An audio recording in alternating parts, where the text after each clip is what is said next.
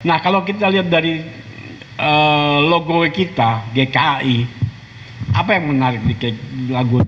Ada tulis ini, nah, kelihatan. Ada apa di situ? Ada tulisan apa? Hah? Harus tahu loh, GKI itu, kita ini kan orang GKI itu, Gereja Kristen Alkitab Indonesia, betul nggak? Ada ayatnya di situ. Ayatnya apa? Jelas itu. Hah?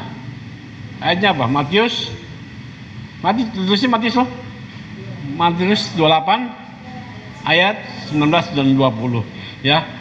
Saya sekali tanya ke jemaat yang udah dewasa, orang tua kita maupun yang pemuda yang lainnya, apa sih artinya itu? Matius 28 19 20. Saya pakai handphone ya supaya lebih cepat, kalau nggak susah ini. Ayo, apa? Pergilah, jadikanlah semua, karena itu pergilah jadikanlah semua bangsa muridku, dan baptislah mereka dalam nama Bapa dan Anak dan Roh Kudus, dan ajarlah mereka melakukan segala sesuatu yang telah kuperintahkan kepadamu, dan ketahuilah aku menyertai kamu senantiasa sampai kepada akhir zaman. Oke, ini kan secara tidak langsung ini kan penginjilan toh, betul nggak? Mengabarkan Injil, menjadikan semua bangsa murid siapa? Muridku atau murid saya? Murid Tuhan ya. Jadi kita tidak ada yang namanya di sini menjadikan orang Kristen menjadi murid kita ya. Ada berapa kali? Ini saya bagi lagi kurang kayaknya. Satu orang satu ya. Ada bawa pena tuh? Bawa pena gak? Hah? Bawa pena gak? Ada satu yang sorry. Yang awal depan mana? Depan. Enggak, sorry. Oh, ini bukan. Ini coba, ini bukan. Kayaknya bukan. Ini.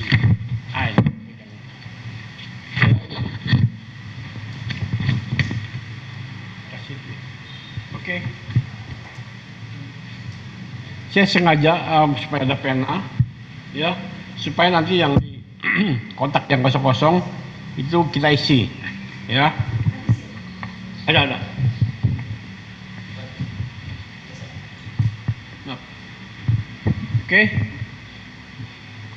Judul di sini kalau kita lihat depannya, ini GKI, logo GKI, betul nggak? Gereja Kristen Alkitab Indonesia Jemaat El Shaddai, khusus di sini.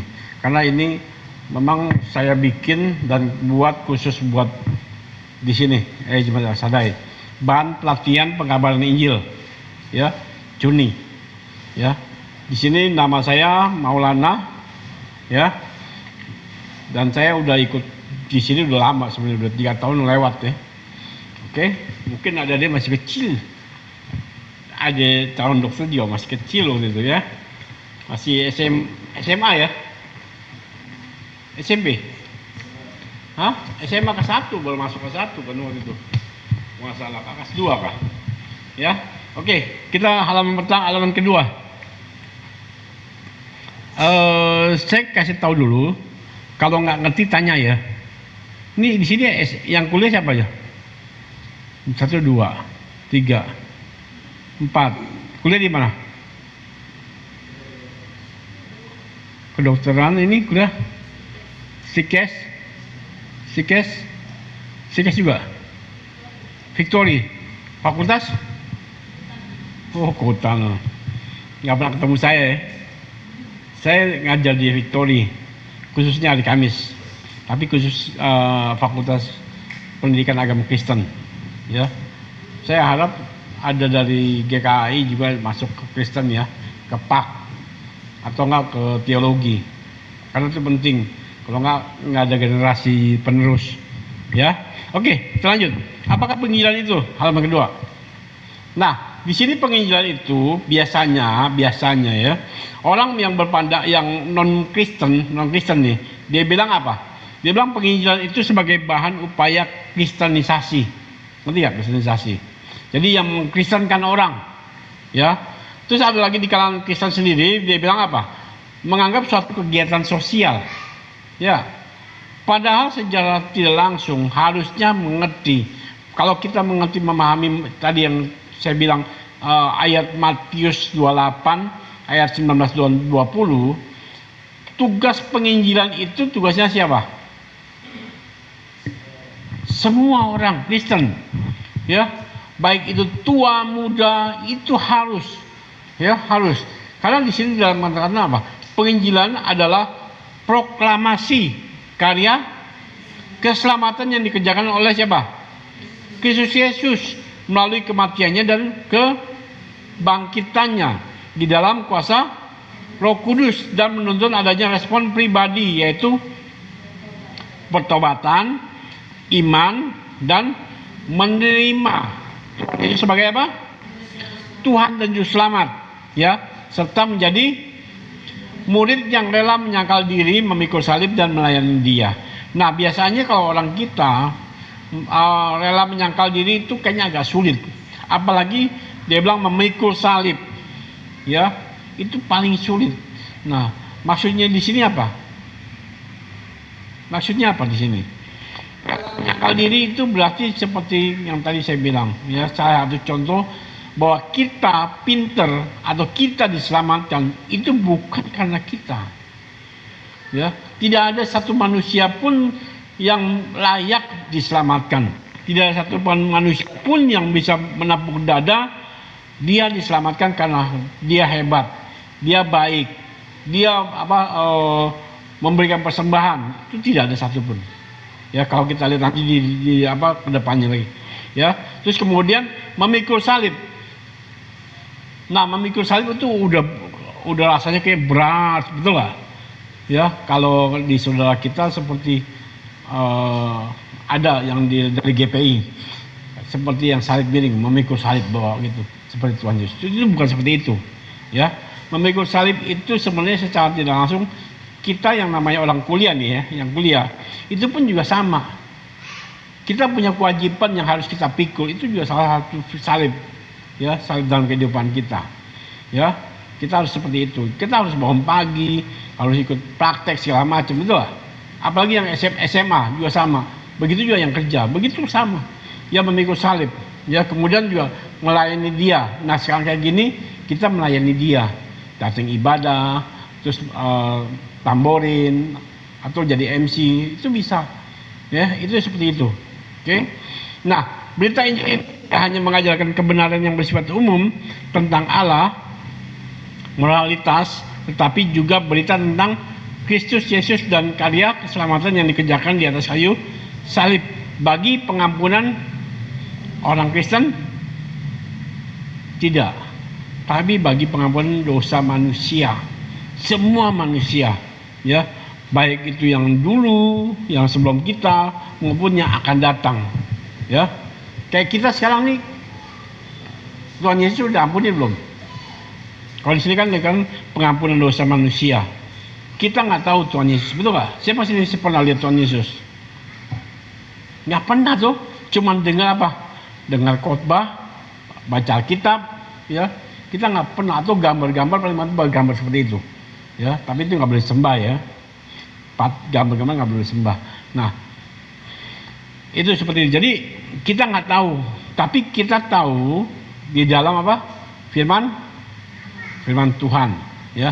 Di dalam firman Tuhan itu pun kalau kita nggak baca, itu nggak bisa mengenal Dia, ya. Terus udah begitu, kalau nggak ada Roh Kudus yang mencurahkan kita, sulit, ya.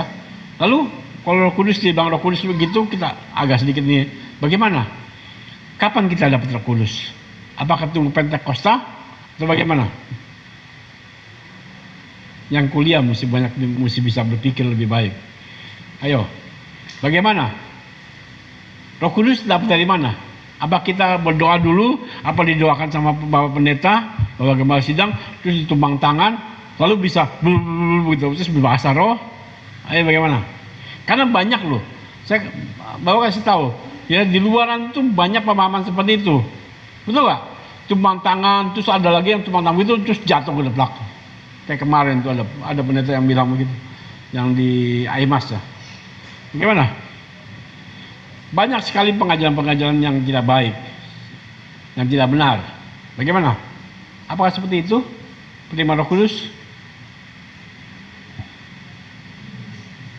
Apa pernah tanya kita, Bapak Gembala, saya kapan dapat Roh Kudus ya?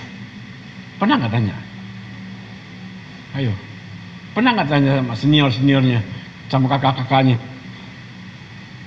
Pernah nggak? Apa udahlah, yang penting ibadah aja, Roh Kudus belakangan lah.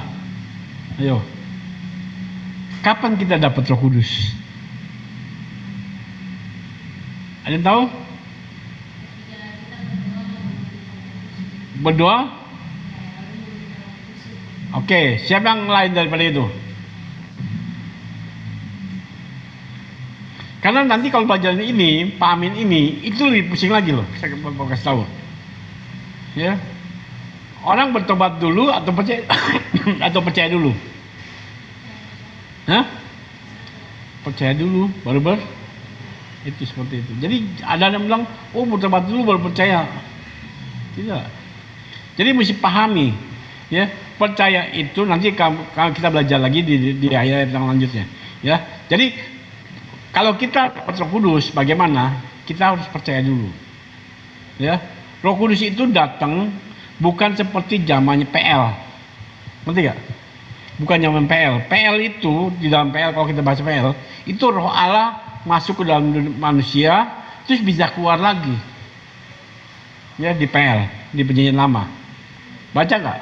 Waktu zamannya Saul, kan ada masuk ke Roh Allah terus keluar. Simpson juga sama begitu, masuk keluar. Tapi di kita di zaman PB tidak.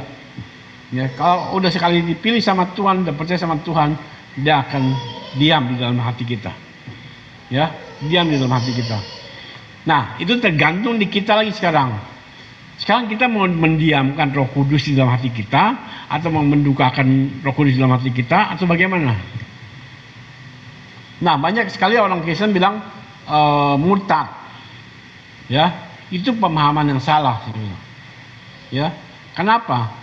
Karena kalau orang yang udah ada Roh Kudus di dalam dirinya dia tidak akan murtad. Kalau dia belum Kristen nggak akan murtad, karena dia udah tahu, ngerti ya, udah yakin. Bagaimana bisa murtad? Contohnya kayak kemarin, kita tahu lah semua, viral tuh, Yaya Waloni tuh. Betul gak? Dia kan orang Kristen, dia bilang, oh saya di UKIP, dosen, segala macam, pendeta. Tapi dia murtad tuh, ya, itu belum diselamatkan, belum percaya sama Tuhan, ya. Dan sekarang banyak sekali orang Kristen yang Kristennya itu hanya KTP. Percaya gak? Banyak Kristen KTP. Nanti kalau nggak ini saya sering tanya ya, tanya sama orang tua kita, terus kamu harus jelasin. Nanti setelah belajar ini, kamu harus jelasin ke orang tua kamu. Supaya apa? Supaya apa? Supaya orang tua kamu juga benar-benar percaya pada Tuhan Yesus, dan nanti di surga sama-sama kita di sana. Ya, jadi seperti itu. Bukannya ini tidak. Banyak sekali orang bilang ini, sering ada survei teman-teman di daerah barat. Dia bilang orang timur kita ini kebanyakan Kristen KTP.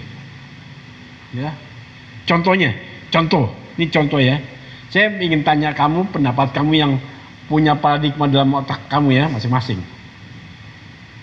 Saya tanya, agama Islam masuk surga gak? Agama Islam masuk surga gak? Agama Buddha masuk surga gak? Coba, saya mau jawab. Hah? Masuk.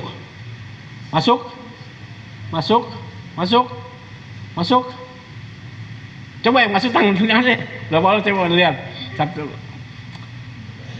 Oh, cukup banyak yang masuk. Oke. Kamu bawa kitab. Coba buka Yohanes 3 ayat 16. Yohanes 3 ayat 16. Ini kamu yang bilang masuk ya. Ya, coba baca keras. Ini sedikit pegangan buat kita, buat penginjili. Yohanes 3 ayat 16. Injil keempat dari Perjanjian Baru. No. Apa? Kuat baca. Karena begitu besar kasih Allah akan dunia ini sehingga Dia telah mengaruniakan anaknya yang tunggal supaya setiap orang yang percaya kepadanya tidak binasa melainkan beroleh hidup yang kekal. Supaya setiap orang yang Percaya kepadanya. adakah di situ orang Islam? Adakah di situ orang Kristen? Tidak. Tapi siapa yang percaya? Siapa? Percaya kepada siapa? Kepada siapa? Anaknya yang tunggal siapa? Tuhan siapa? Dengar. Jadi gimana? Masuk surga nggak? Agama masuk surga? Ayo. Kamu mesti punya itu, punya pemikiran, punya keputusan yang tepat. Jadi masuk surga? Kok ragu-ragu? Berarti kamu nggak percaya sama Tuhan Yesus ya? Hah? Hai? Kami sama surga? Hah? Masuk nggak? Sekarang Bapak tanya, agama Islam percaya sama Kristus ya? Berarti tidak masuk surga. Kita mesti saklek. Memang sombong. Kalau dibilang begitu, sombong kali. Bener. Kalau kamu baca dari Perjanjian Lama, kamu tahu Perjanjian Lama tuh, itu dilihat Tuhan itu pilih bangsa Israel tuh, tapi Tuhan sayang nggak dia? Tuhan sayang Israel tuh, tapi Tuhan juga marah ke bangsa Israel. Kenapa? Ayo, kenapa? Karena dia tidak mengingkari, dia menyembah Allah lain. Tuhan marah. Itu dia bilang dalam Perjanjian Lama itu berzina secara rohani. Ya, jadi berzina itu udah jelas itu dosa.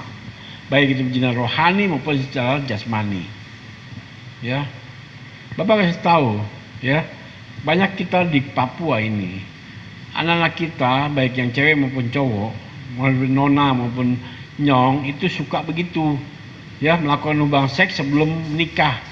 Itu juga nggak boleh, ya. Nah begitu juga kekristenan juga gitu sama. Tuhan mau nyembah Tuhan aja, jangan menyembah yang lain. Makanya kenapa bangsa Israel dari keluar dari negara Mesir sampai ke Kanaan ini diputok-putok sama Tuhan selama 40 tahun, ya kan? Itu sebenarnya bukan diuji sama Tuhan supaya di mana kekuatan, maksudnya di mana kesetiaannya bangsa Israel pada Tuhan. Tuhan yang hidup, Tuhan yang esa. Ya, jadi kembali lagi ini salah satu modal kita bagaimana kita menginjili, yaitu kita harus percaya kepada siapa? Yesus satu-satunya Tuhan yang selamat. Kok masih nggak mau percaya? Coba baca Yohanes 14 ayat 6.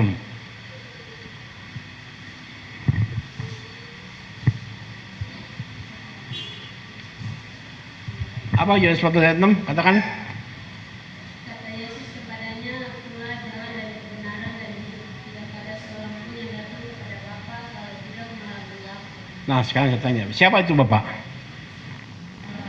Allah. Ya, bersyukur kita mengenal dia adalah Allah Bapa. Terus yang bicara tadi siapa? Yang bilang akulah jalan, kebenaran dan hidup. Tuhan siapa? Apakah Muhammad bilang begitu? Apakah si Gautama bilang begitu? Siapa lagi yang bilang begitu? Ada. Apakah bangsa Israel berani bilang begitu? Bangsa Israel sendiri. Mereka nggak berani. Tapi Tuhan Yesus yang berani bilang.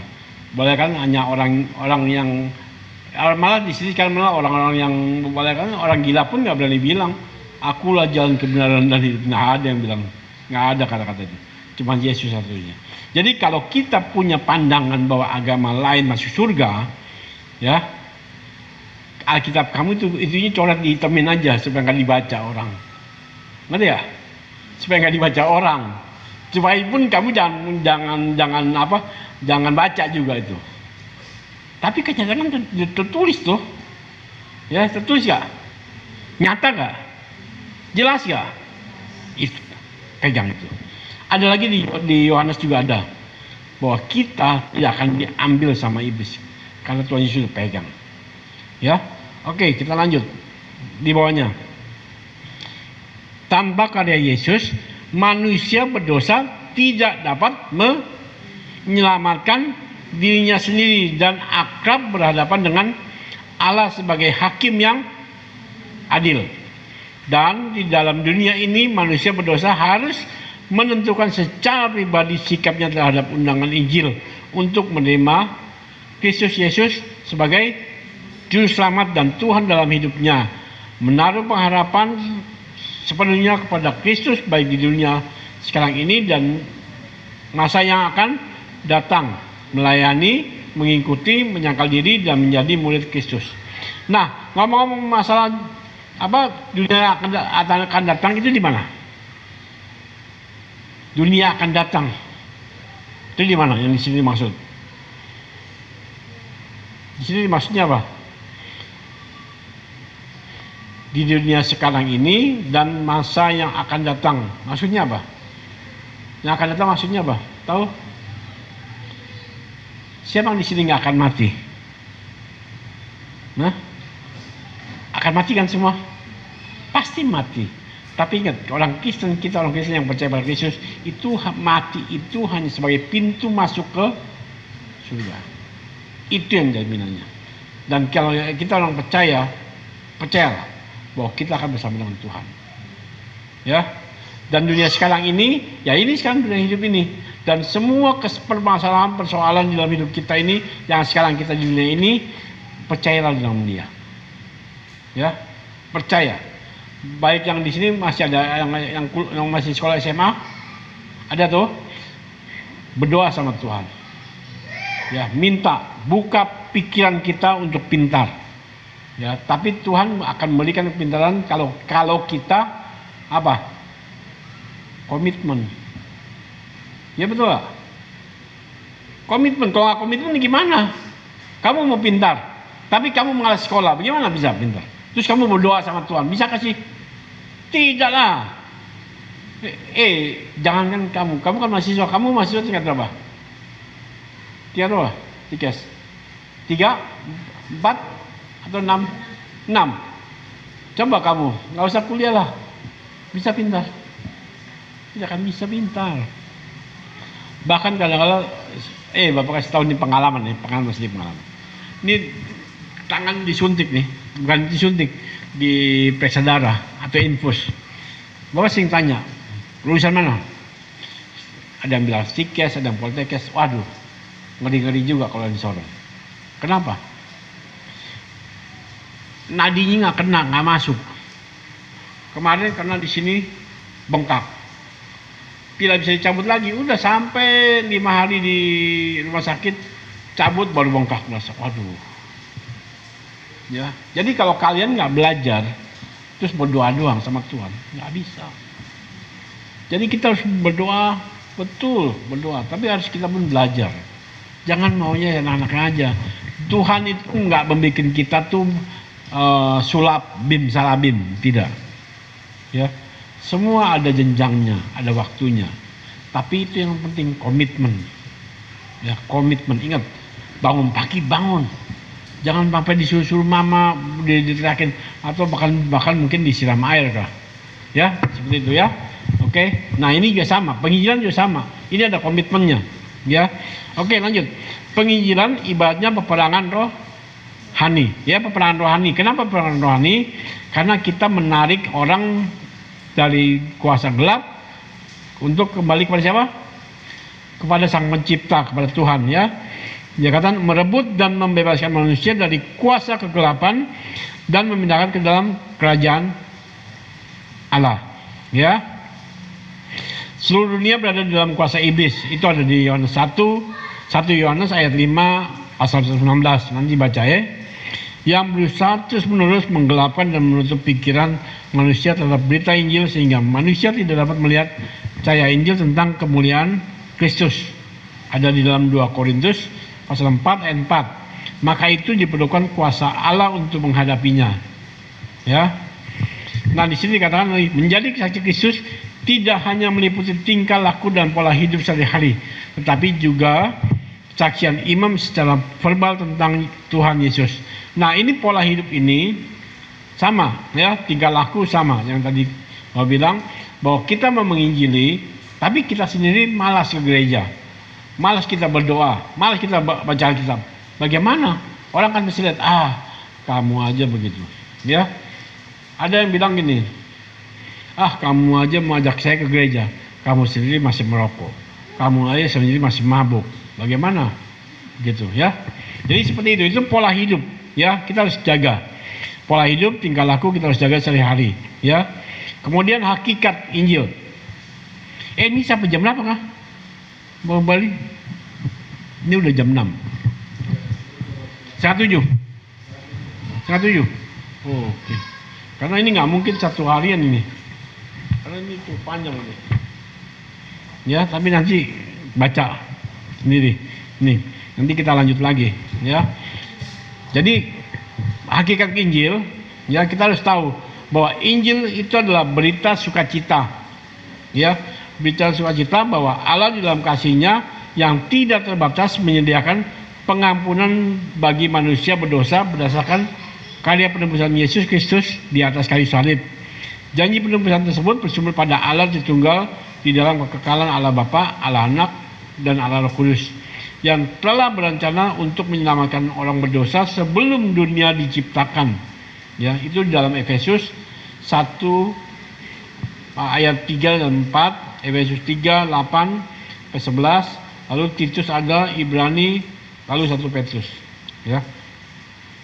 Jadi begini, mungkin agak sulit, ya, pemikirannya. Nah, disinilah uniknya kekristenan, ya, disinilah uniknya teologi, ya. Ini termasuk juga ilmu teologi itu ilmu mengenai Allah, ya, dan perlu kita ketahui bahwa Allah tidak bisa kita pikirkan sepenuhnya, tidak bisa, ya. Karena kalau kita bisa pikirkan sepenuhnya, berarti itu bukan Allah. Ngerti? Ya. Kalau kita bisa pikirkan Allah dan kita bisa atur Allah, itu bukan Allah namanya. Kita harus tetap berserah sepenuhnya pada Dia. Ya. Kita bisa minta, bisa. Ya, minta apa aja pun bisa. Tapi Tuhan itu pun akan jawab sesuai dengan rencana Dia. Karena kita harus tahu bahwa Tuhan kita adalah Tuhan yang punya kedaulatan mutlak. Kedaulatan mutlak, ya, ingat ya, kedaulatan mutlak. Jadi kita mau apa, misalkan gini, salah satu contoh, kamu waktu kuliah Stikes pernah nggak berdoa sama Tuhan? Pernah. Terus bagaimana? Dipermudah nggak untuk masuk kuliah? Agak mudah toh? Oke. Itu syukur kamu bisa diberi. Ya, ini salah satu contoh dalam kehidupan anak bapak juga. Satu, dia mau kuliah kedokteran. Ya, daftar. Masuk semua diterima. Tapi pas ujian tolak. Ya, kita nggak main uang, nggak ada uang. Ya, bapak bilang, kamu berdoa, kalau Tuhan kasih, kau masuk. Kalau Tuhan nggak kasih. Pada tahun yang sama, karena nggak masuk tuh, coba lagi. Waktu itu di Bandung, ya, di Bandung, Unpad. Nggak masuk, dia diterimanya di ekonomi. Dia sudah, dia nggak mau. Ya nggak mau, terus lanjut, nggak apa-apa. Kita tetap berdoa, sama orang tua kan tetap berdoa tuh. Ini salah satu contoh, ya, kedaulatan Tuhan. Itu dia coba lagi di Manado, Nusrat. Dia masuk di kedokteran, pilihan kedua perawat. Bukan perawat, ekonomi dulu, ya, ekonomi, ya. Hah? Bisnis. Pertama nih, gelombang pertama nih, nggak dapat. Dia masukin di bisnis. Dia nggak mau. Dia masuk ke gelombang kedua di tahun yang sama, ya. Dia ambil lagi, coba tes masuk kedokteran, lalu perawat. dapatlah perawat, dokter nggak dapat. Nah, Bapak udah bilang, itu rencana Tuhan, nggak bisa kamu tolak-tolak. Ya, kita nggak main uang. Kalau main uang silakan, tapi kita nggak ada uang. Ya, ada yang main uang juga, tetap Tuhan nggak kasih, ya nggak kasih. Ya, terus nggak perawat, masuklah perawat dia. Setahun masuk, dia kuliah setahun, lalu dia mau coba lagi. Setelah tahun kuliah tuh, kuliah lagi, coba lagi tes kedokteran di Unsad. Dia nggak tes di Unsad, tapi dia tes di Malang. Kita ini sebagai orang tua hanya mendoakan tuh, nggak bisa apa-apa. Oke. Dia coba lagi di Malang. Di Malang pun ditolak, di Brawijaya nggak bisa. Oke.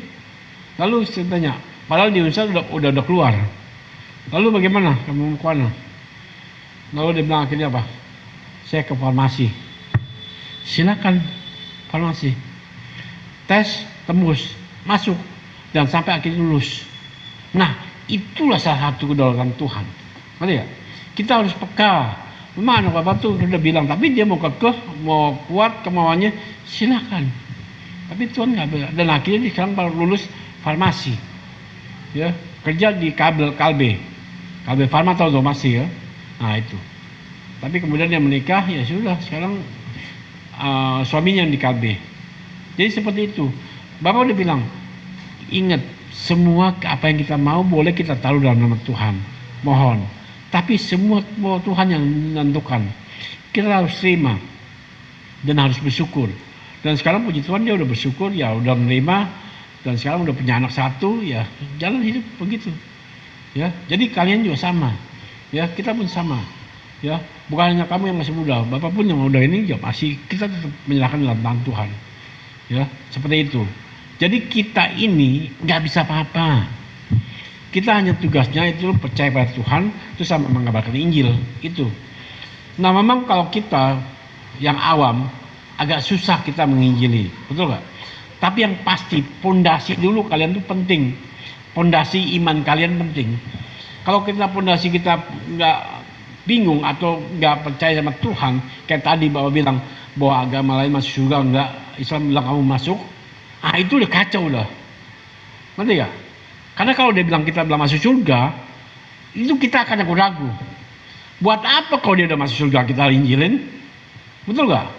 Tapi ini kan nggak bisa. Ngerti ya?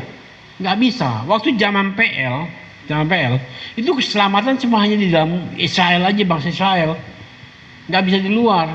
Tapi setelah Yesus lahir, Yesus turun ke dunia, kita harus tahu bahwa keselamatan itu untuk seluruh manusia di bumi. Ya, bahkan waktu sebelum Yesus lahir, ya, kan ada orang-orang yang belum kenal masih ada orang lama tuh. Nah, bagaimana? Itu menjadi pertanyaan kita juga, yang jadi pertanyaan saya juga dulu. Tapi bersyukur ada hamba Tuhan bilang apa? Tuhan Yesus itu mati turun ke jalan maut, kan ada kan Imam Rasul itu.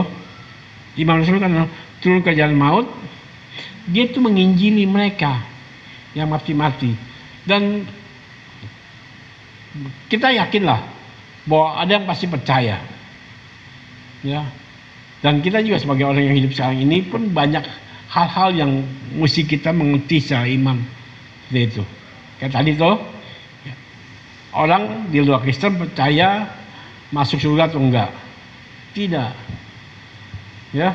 Jadi di luar Kristen tidak. Bukan hanya Kristen loh. Di luar orang yang percaya pada Tuhan Yesus tidak masuk surga. Ya. Tapi kita jangan menjustis ya. Nanti kalau udah menjustis bilang ada orang mau mati terus dia baru dengar Tuhan Yesus, terus kita nggak pernah dengar bilang dia percaya, tapi dalam hati dia bilang percaya, kita bilang wah masuk neraka loh. Tidak, jangan boleh. Ya, kita nggak boleh bilang bahwa dia masuk neraka, nggak boleh. Tidak boleh kita menjustis, menghakimi, nggak boleh. Ya, jadi keselamatan itu hanya di dalam Kristus. Ini sih kayak gini nih. Benar. Nanti kalau misalnya ini belajar Islam dulu gitu. Benar, banyak hal-hal yang kita belajar. Makanya saya bawa bilang, orang kita kan Papua nih, mesti kita bicara ke mereka. Kamu apa sih percaya sama Kristus? Benar. Ya. Terus kemudian ini tadi pondasi ya, tadi pondasi satu ya, bahwa Yesus lahir, bahwa apa? Karena begitu besar kasih Allah akan dunia ini sehingga ia mengaruniakan anaknya yang tunggal, supaya setiap orang yang percaya tidak binasa melainkan boleh hidup yang kekal. Itu satu. Kedua, Yesus bilang apa? Akulah jalan kebenaran dan itu ada tiga ya. Akulah jalan dan kebenaran dan hidup. Jalan itu jalan kemana? Jalan ke surga. Ingat, saya bang sini pernah ke Jakarta. Belum pernah? Pernah.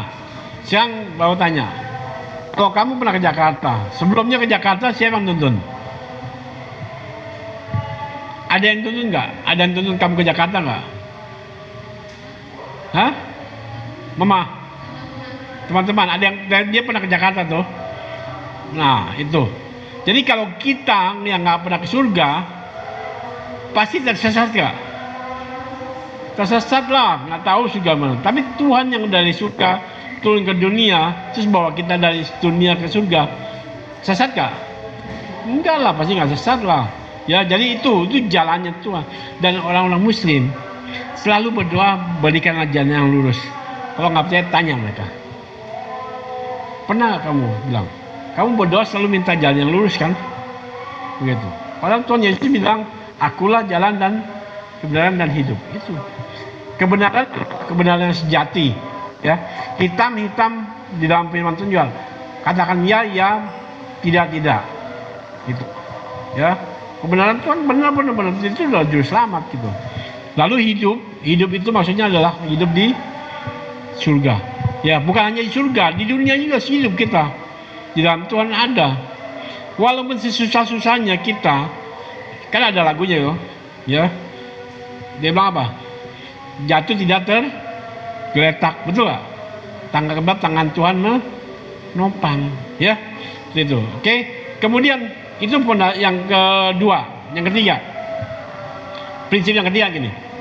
Kalau kita ditanya, kenapa Tuhan Yesus lahir ke dunia? Ayo. Tuhan Yesus manusia bukan? Manusia dulu sebagai waktu turun ke dunia menjadi manusia. Tapi setelah mati itu dia full 100% Allah. Sebelumnya Allah, terus jadi manusia, dia tinggalkan atributnya Allah menjadi manusia. Kemudian setelah dia hidup selama 33 tahun, mati dari kayu salib, lalu dikuburkan tuh selama 3 hari bangkit, dia adalah Allah 100% Allah dengan tubuh kemuliaan. Oke, sekarang tanya lagi, kenapa Tuhan Yesus menjadi manusia? Harus tahu, ya. Makanya Bapak sering bilang, baca Alkitab Perjanjian Lama, ya.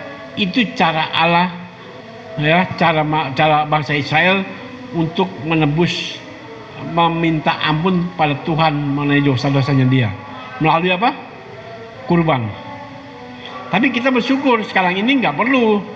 Kalau tidak bagaimana? Gereja kita nih banyak sekali domba, banyak kambing, banyak apa, repot lah kita, betul lah. Seperti itu. Jadi kita bersyukur ada Tuhan Yesus yang menjadi apa? Domba Allah, anak domba Allah yang dikorbankan sekali untuk selamanya. Itu paham, ya. Nah, sekarang saya tanya lagi, kenapa Tuhan Yesus mau jadi manusia? Supaya apa?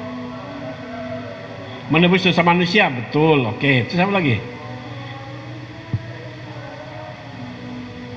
Apa ayo? Ini pondasi kita loh. Kalau buat penginjil kalau nggak percaya nanti dia bilang loh. Kan pernah dengar nggak orang Islam bilang, Tuhan Yesus itu nggak mati, nggak disalib. Yang disalib itu siapa? Yudas disalurin mukanya. Pernah dengar nggak itu? Pernah tuh. Nah, kenapa Daud jawabnya apa? Lalu kamu bilang, oh iya, memang iya ya, itu Yudas. Tidak, Yudas itu udah jelas mati gantung diri, jatuh, punya pecah, mati. Kenapa Yesus harus jadi manusia? Ini alasan ketiga loh. Alasan ketiga yang supaya kita tahu fondasi kita nih. Menjadi manusia supaya bisa mati. Coba kalau Yesus Allah turun ke dunia, bisa mati gak? Nggak bisa mati lah. Justru dia bisa mati jadi karena harus jadi manusia, dan itu pun sesuai dengan rencana Tuhan. Ya, coba kalau Tuhan Yesus mati digantung, nggak, jelek lah. Masa kita punya juru selamat mati gantung diri, digantung? Nggak mungkin lah. Karena pada saat itu memang itu udah boleh katakan skenario, Tuhan punya skenario. Kenapa pada zaman itu yang disalib itu adalah orang yang terkutuk? Baca di dalam kitab, ya, baca dalam kitab itu. Kalau nggak mau baca dalam kitab, lihat di apa? Sekarang kan ada WA tuh, WA ada tuh, IA itu. Coba klik aja, kenapa Yesus mati? Klik aja. Kalau nggak sesuai, bantah. Kemarin saya di AI, saya tanya begitu, masalah yang dikorbankan, Ishak atau Ismail. Dia bilang, dia nggak jawab Ishak atau Ismail. Dia bilang kalau versi Islam itu Ismail, versi Kristen Ishak. Saya bantah lagi, kan waktu zaman itu, waktu penyerahan, pengorbanan, itu kan bukannya Ismail sudah diusir sama Abraham. Lalu IA itu jawab, iya memang benar gini. Ngaku, dia ngakui, ya kamu bagus gini. Ya iyalah, saya tahu, makanya kita tahu sejarah, jadi kita bisa bicara, bisa ngetik tuh, bisa ini. Nah makanya itu saya bilang jangan sampai kita tersesat, ya. Jadi Tuhan Yesus itu menjadi manusia supaya bisa mati, karena perdamaian kita orang berdosa dengan Allah Bapa itu harus ditebus dengan darah yang kudus dan tidak bercacat tuh itu. Kalau binatang nggak bisa, hanya waktu itu ada perundingan, boleh kan sekarang ini perundingan antara Allah Bapa dan Allah Anak dan Allah Roh Kudus, ya itu perundingan. Tapi gimana caranya kita nggak tahu lah, tapi yang pasti skenario seperti itu. Allah Bapa, terus Allah Yesus Anak nih, Tuhan Yesus bilang oke, dia yang menjadi penebus, ya, penebus dosa manusia, menebus manusia. Dari mana? Saya tanya, dari mana? Kita ditebus dari mana? Dari mana? Dari iblis? Atau dari mana? Kita ditebus Tuhan Yesus, ya, untuk ke Bapa di surga, itu dari mana? Dari tangan siapa? Hah? Iblis. Aduh, janganlah. Tidak, ya, kita walaupun kita orang berdosa, kita belum di tangan iblis, ya. Tetapi Tuhan Yesus mati dari salib, menebus, itu bukan menebus dosa, tapi bukan mengambil dari tangan iblis, bukan. Tapi mendamaikan antara kita orang berdosa dengan Allah Bapa yang kudus. Ya, seperti itu. Jadi mendamaikan. Nah, kita sekarang yang mengabarkan Injil sama juga. Kita memberitakan orang supaya jangan sampai dia orang itu jatuh ke dalam tangan iblis. Ya, seperti itu. Jadi seperti itu. Jadi pada saat itu terus bangkit dan hari ketiga tuh. Terus hari ke 40 naik ke surga. Ingat ya, 40 ya. 40. Jadi dari perjanjian lama itu hampir sama waktunya 40. Tadi Mama Gembala juga bilang itu sampai hari 40, sampai hari tahun ke-50 itu dia bilang tahun Yobel, ya. Itu juga sama. Pada saat itu Tuhan Yesus mati itu pada hari Jumat, ya. Hari Minggu itu bangkitan, dan itu yang dipakai orang Kristen. Kita beribadah hari Minggu, kita merayakan kebangkitan Tuhan Yesus. Nah, 40 hari kemudian, ya, 40 hari kemudian dia naik surga.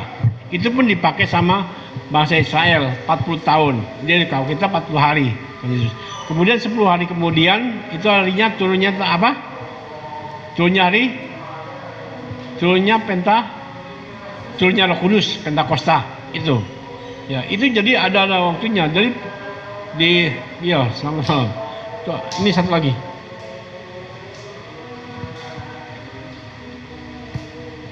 Duduk sini aja.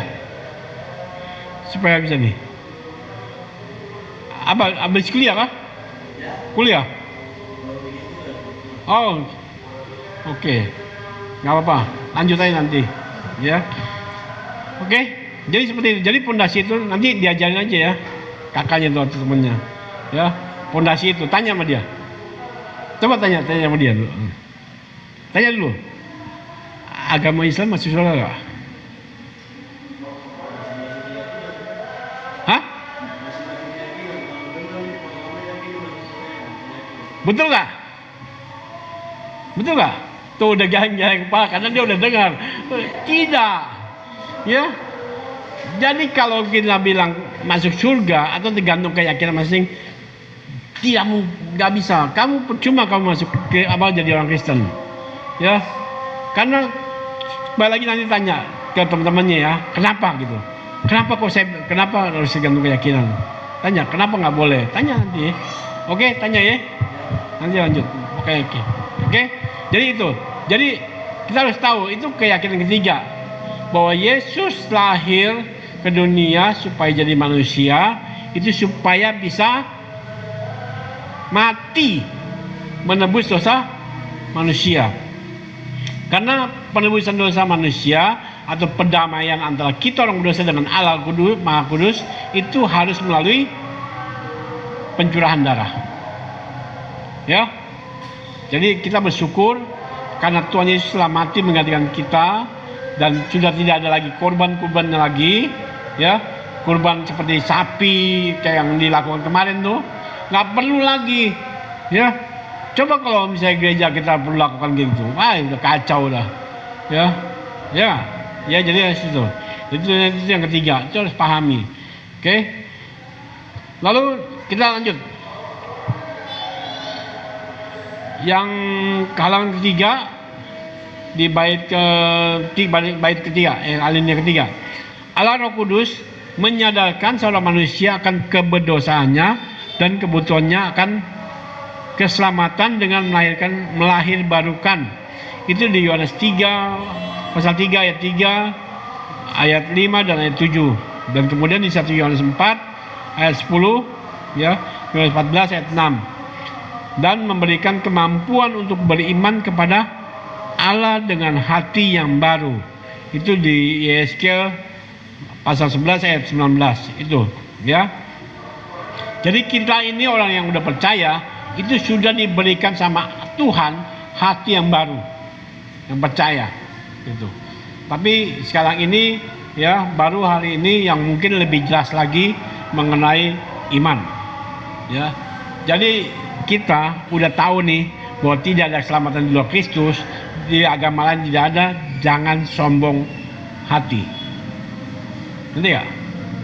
Jangan bilang saya ini sudah selamat, kamu nggak selamat. Jangan, tidak boleh.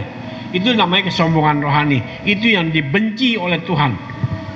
Ya, kalau kita bilang siapa sih kita ini, nggak ada apa-apanya kita. Ya, kan dalam firman Tuhan banyak tuh. Siapakah ini kita? Nggak ada. Ya, dan kita harus membereskan, ya. Oke, lanjut. Sebuah karya keselamatan yang melibatkan Allah Trinitas. Itu keselamatan dia. Kita 10 menit lagi selesai, ya. Oke, saya rasa mungkin tinggal 10 menit lagi. Kita baru sampai 2 halaman. Ini nanti dibaca, ya, dibaca. Nanti kalau nggak ngerti, tanya. Ya, tanya ya. Karena ini terus terang aja, ini sebenarnya buku ini ya, ini bersifat teologi, bersifat ilmu keilahan, ilmu Allah lah, ya. Nah, kenapa dikasih ini dan apakah perlu jemaat harus tahu? Ya, Bapak kasih tahu. Ini kita harus tahu sebenarnya supaya kita mengerti, ya.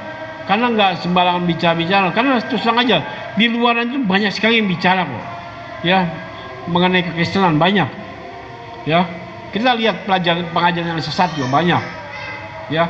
Ada yang bilang mungkin tahu ya, orang Bible biasa tahu masalah harus kembali ke Israel. Itu salah.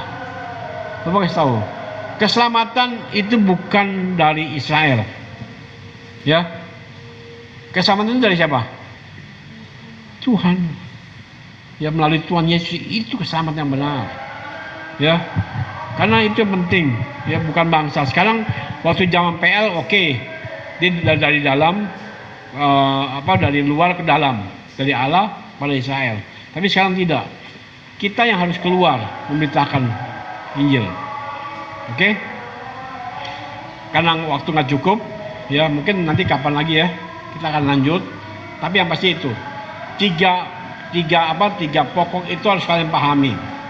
Ya, Yohanes 3 ayat 16, berapa lagi? Itu hafal ya. Itu hafal di luar kepala loh. Di luar kepala berarti jangan belajar kitab, tapi kita paham.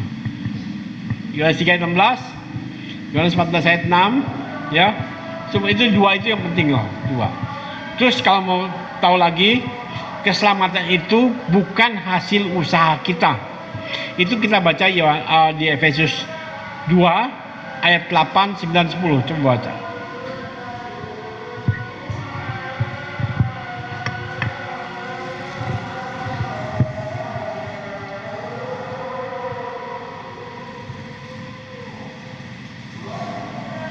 Efesus 2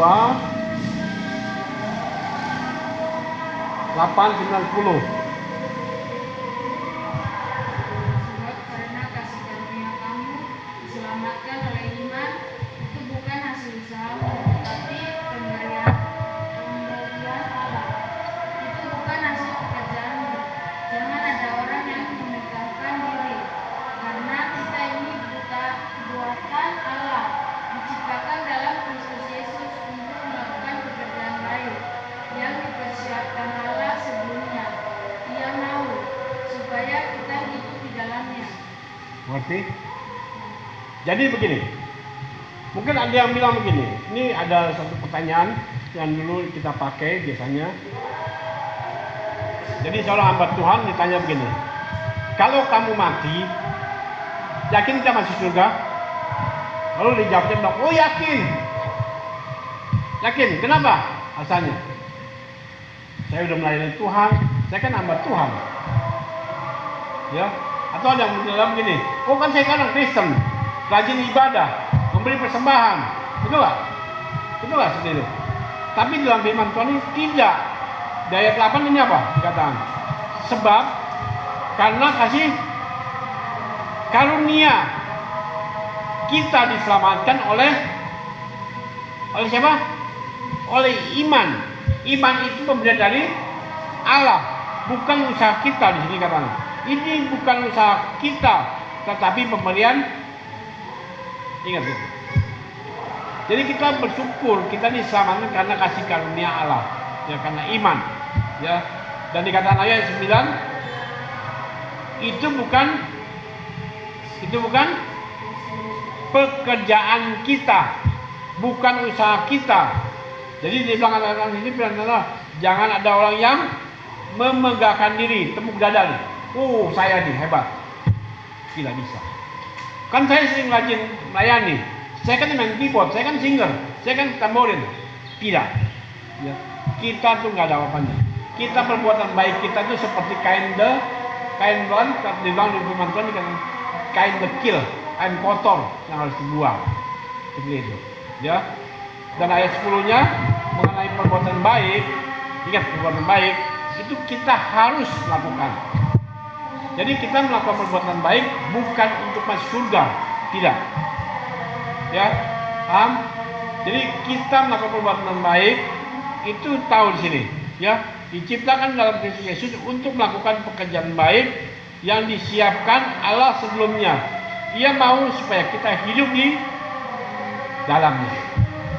Ya, jadi seperti itu. Kita harus melakukan perbuatan harus, karena kita sudah diselamatkan sebagai bukti bahwa kita mengucapkan terima kasih pada Tuhan. Ya. Uang nggak ada artinya buat Tuhan. Ya, kamu membawa duit itu nggak ada artinya. Tuhan itu maha kaya, apapun nggak perlu. Tapi kita memberikan persembahan sebagai tanda ucapan terima kasih kita kepada Tuhan. Oke, ada yang bertanya? Ada pertanyaan nggak? Siapa yang masih bingung-bingung, yang masih ragu-ragu, yang masih nggak percaya, nggak yakin? Silakan. Ada mau tanya?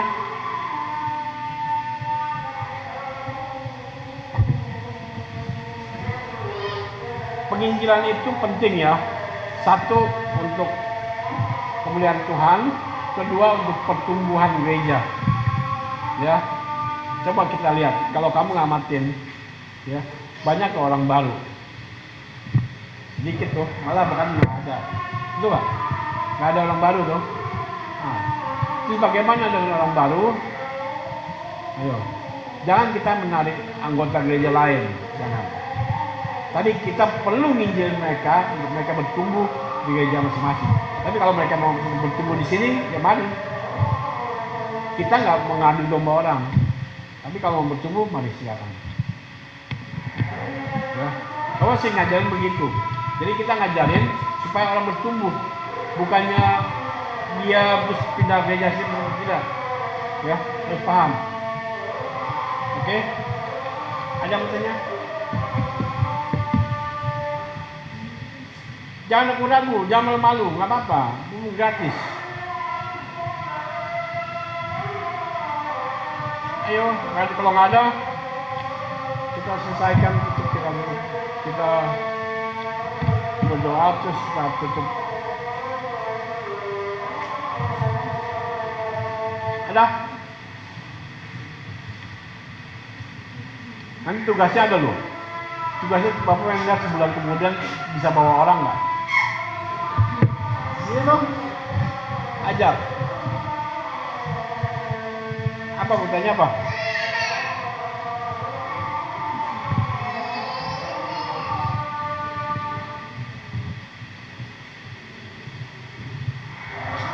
Ada tanya?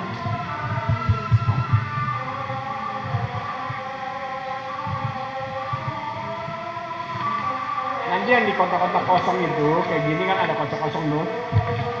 Ditulis ya ayatnya ya. Ini kayak gini kosong nih. Tolong isi pakai tangan, isi tulis tangan. Ayat yang 1 Korintus 2, 4 dan 5 tulis. Oke.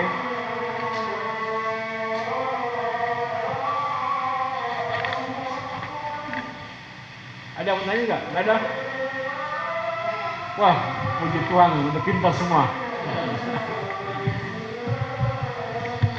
Ini kalau di universitas nih SKS-nya udah 2 ini. Dua SKS nih. Iya, 2 SKS ini.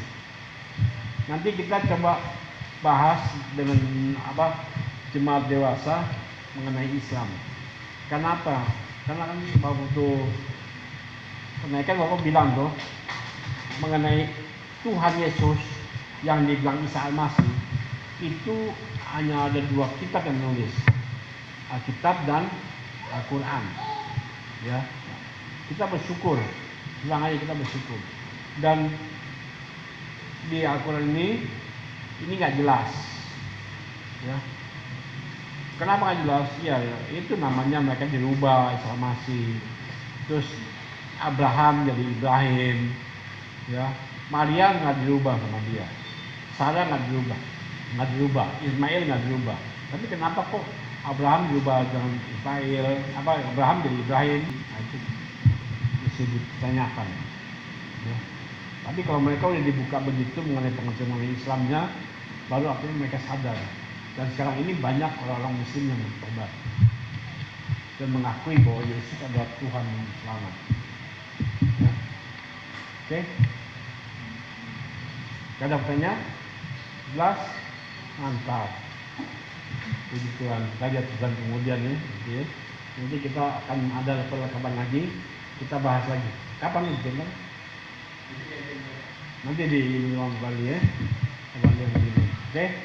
Kita berdoa. Lalu saya silakan kepada sinyal nanti bagaimana. Oke? Kita berdoa ya.